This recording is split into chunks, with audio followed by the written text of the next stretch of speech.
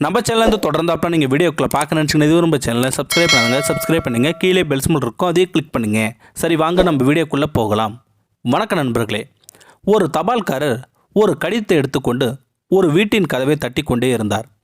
வருகிறேன் என்று உள்ளிருந்து குழந்தை போன்ற ஒரு குரல் கேட்டுக்கொண்டே இருந்தது. ஆனால் நபர் வரவே இல்லை. 3 அல்லது 4 நிமிடங்கள் கழிந்தன.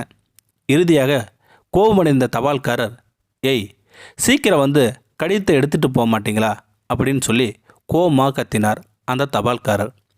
மீண்டும் குழந்தை போன்ற குரல், ஐயா கடிதத்தை கதவுக்கு அடியில் வச்சுட்டு போங்க, நான் வந்து எடுத்துக்கிறேன் அப்படின்னு கேட்டது மீண்டும் அந்த குரல். தபால்காரருக்கு கோபம் வந்து விட்டது. இது ஒரு பதிவு செய்யப்பட்ட கடிதம், அதற்கு ஒப்புதல் தேவை. நீங்கள் கையெழுத்து போட்டு கொடுத்தாதான் நாங்கள் கடிதத்தை உங்கள்கிட்ட கொடுக்க முடியும் அப்படின்னு சொன்னார் அந்த தபால்காரர். 10 நிமிடங்களுக்கு பிறகு கதவு திறந்தது. எரிச்சலடைந்த தபால்காரர் வாயெடுத்து நின்றார் அந்த தபால்காரர். ஏனென்றால் கடிதத்தை எடுக்க கால் இல்லாத ஒரு சிறுமி அந்த தபால்கார் முன்னாடி மண்டிட்டு கொண்டே வந்தாள். தபால்காரர் கடிதத்தை அமைதியாக கொடுத்துவிட்டு வருத்தத்துடன் திரும்பி பார்த்து கொண்டே சென்றார் அந்த தபால்காரர். இப்படியே நாட்கள் சென்றது. தபால்காரர் சிறுமியின் வீட்டிற்கு கடிதம் அனுப்பும் போதெல்லாம் கதவு திறக்கும் வரை காத்திருப்பது வழக்கமாக இருந்தது. தீபாவளி நெருங்கி கொண்டிருந்த வேளையில் தபால்காரர் எப்போதும் வெறுங்காலும் இருப்பதை அந்த சிறுமி கவனித்து கொண்டே இருந்திருக்காள்.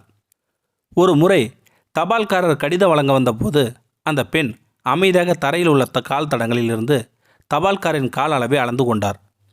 தீபாவளிக்கு முன்பு அந்த பெண் அவரிடம், மாமா இது தீபாவளி என்று உங்களுக்கு நான் கொடுக்கும் பரிசு என்று சொல்லி கொடுத்தாள் அந்த சிறுமி.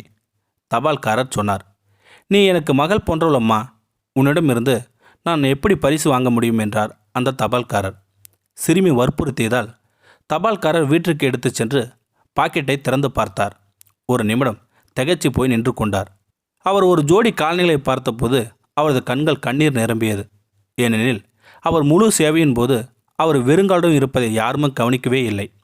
அடுத்த நாள் தபால்காரர் தனது தபால் நிலையத்தில் அடைந்ததும் அவரை உடனடியாக வேறு பகுதிக்கு மாற்ற வேண்டும் என்று தபால் அதிகாரியிடம் கெஞ்சினார். போஸ்ட் மாஸ்டர் காரணம் கேட்டதும் எல்லாத்தையும் சொல்லி கண்ணீருடன், ஐயா இன்னைக்கு அப்புறம் அந்த தெருவுக்கு போக முடியாது. அந்த சிறுமி என்னை வெறுங்காலுடன் பார்த்து கால்னையே கொடுத்தாள். நான் எப்படி அவளுக்கு கால் கொடுப்பேன் என்று ரொம்ப வருத்தப்பட்டு கொண்டு சொன்னார் அந்த தபால்காரர். மற்றவர்களின் வழி, அனுபவங்கள் மற்றும் அவர்களின் வழிகளை பகிர்ந்து கொள்ளும் உணர்வு திறன் மனித குணம் இல்லை. அது இல்லாமல் நாம் முழுமையை அடையவே மாட்டோம். சக மனிதர்களிடமும் அனைத்து உயிர்களிடமும் கருணை காட்டுவோம் என்று சொன்னார் அந்த தபால்காரர். இந்த வீடியோ உங்களுக்கு பிடிச்சிருந்தா கமெண்ட் பாக்ஸில் கமெண்ட் பண்ணுங்கள், கூட உங்கள் ஃப்ரெண்ட்ஸுக்கு ஷேர் பண்ணுங்கள்.